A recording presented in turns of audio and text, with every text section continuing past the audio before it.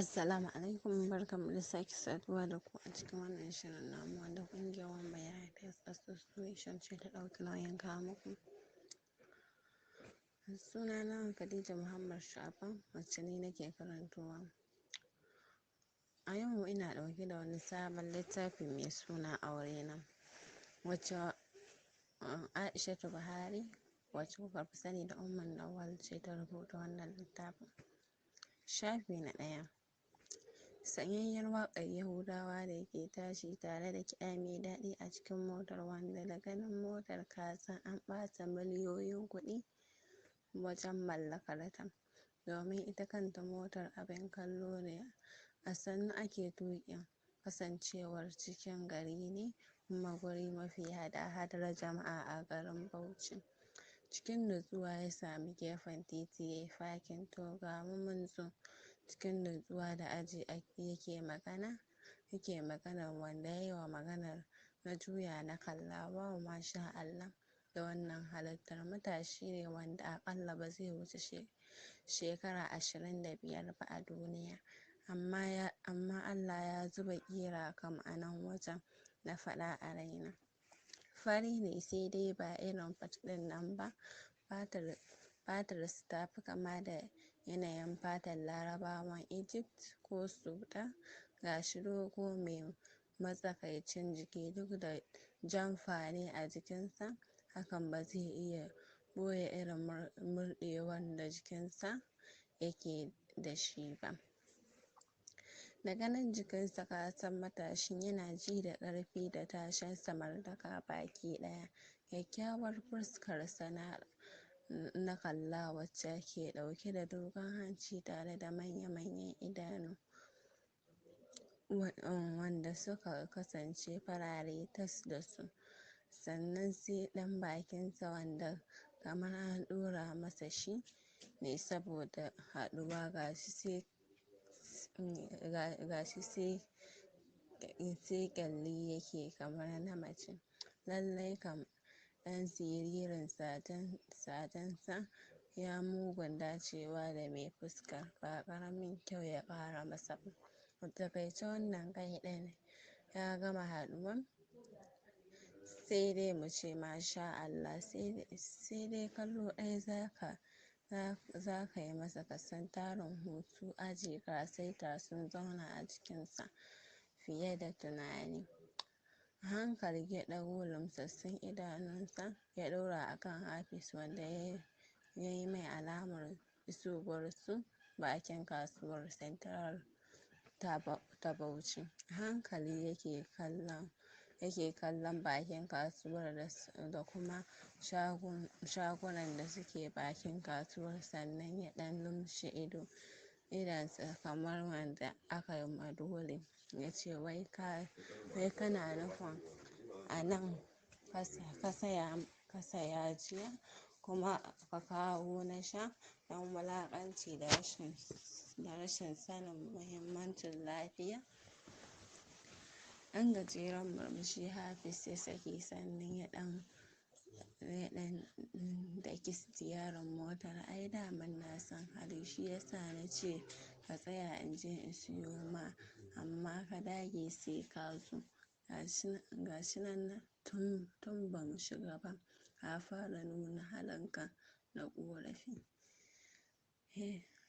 Ya dace ka sani fa mu 'yan Najeriya na musamman ne.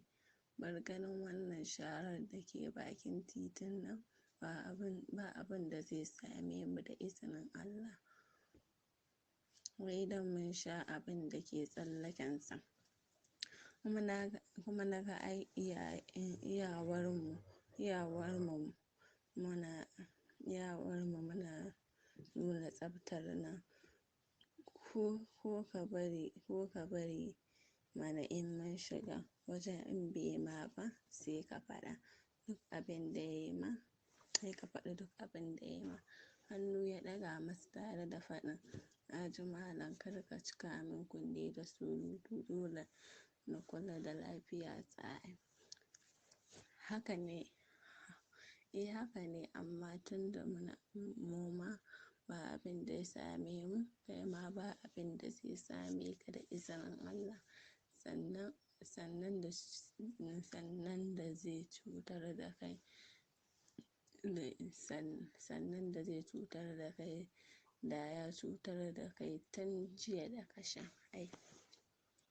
Bai kula shi ba illa buɗe motar ɗaya ya fita, saboda shi ba mutum bane mai yawan magana a kowane lokaci. Don wani lokacin ma in miskilancinsa ya motsa za ka iya ɗauka baya magana, amma wani lokacin kuma yana saki ya ɗan yi hira har ya yi murmushi.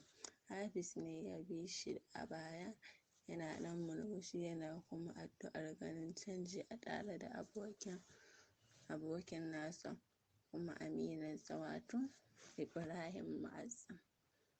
A cikin jerin shagunan da ke wajen suka tsaya jikin wani da ke ɗauke da ƙaton allo an yi rubutu manya-manya daga sama, "Marhaba Yogurt." Ƙofar gilas ɗin suka tura suka shiga, wani sayayyen ƙamshi ne ya dake fuskokinsu, sannan ga sanyin AC. Komai na shagon ne, tun daga kan dogayen kujeru guda uku da baƙi za su iya zama, har kafet ɗin da ke shimfiɗe a shagon. Kowane ma'aikaci yana shirye tsaf da su, dole ma hankalinka ya kwanta da gurin. Mu'azzam bai ƙarasa ba, daga nan ya tsaya, sai Hafiz ne ya siyo musu, sannan ya biya a gurin kashiya ya juyo. Daidai nan aka buɗe ƙofa alamar za a shigo, dole suka ɗan dakata da fitowarsu domin ganin mai shigowa ya girme su, sai dai tun da ya buɗe ƙofa ya gagara shigowa saboda mamaki. Shi ma dai Hafiz kallon mamakin yake binsa da shi, saboda yana ganin bai dace ya tare ƙofar ya hana su wucewa ba, tunda ya ga alamar fita za su yi. Duka ma'aikatan shagon ne suka gaishe shi kasancewarsa mai wajen, sai dai shi hankalinsa na ga kan wannan saurayin mai tarin mamaki. Shi ko Mu'azzam idanunsa ba a kan ƙofar yake ba, saboda tun farko da ya riga ya kalli mai shigowar, don haka baya buƙatar sake kallonsa. Ganinsa sai dai mamakinsa bai wuce kan abu biyu ba. Na farko, dalilin tare hanya. Na biyu, yanda yake jin idanun mutumin a jikinsa, alamar kallon ƙurilla yake masa. Shi kuma ya ƙi ƙara kallonsa, duk da jikinsa ya fahimtar da shi abin da mutumin yake so kenan, su haɗa ido, amma shi kuma ya ƙi yadda da hakan. Ganin suna ɓata ma juna lokaci ne ya sa Hafiz ya ɗan yi gaba, ya ɗan rusuna, "Salamu alaikum mai gida, za mu ɗan wuce?" Ɗan murmushi wanda yake riƙe da ƙofar yayi, sannan ya ce, kai Ibrahim, baka iya gaisuwa ba ne? Na san dai ba haka Alhaji Habib ya koya maka ba. Bai san sanda ya ɗago ba, sai dai kawai tsintar idanunsa yayi cikin na mutumin da bai san shi ba, sai dai bai bari fuskarsa ya nuna tsoronsa da mamakinsa ba, wanda a take suka shige shi.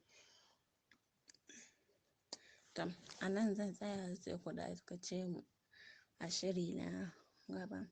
Kar ku manta ku danna mana subscribe, like, comment domin mu dinga sanar da ku da zarar mun ɗora sabon audio mu. Assalamu alaikum, barkanmu da sake saduwa da ku a cikin wannan shirin namu wanda ƙungiyar Wambai Health Association ce ta ɗauki nauyin kawo muku. Sunana Khadija Muhammad Sha'aban, wacce ni nake karantowa.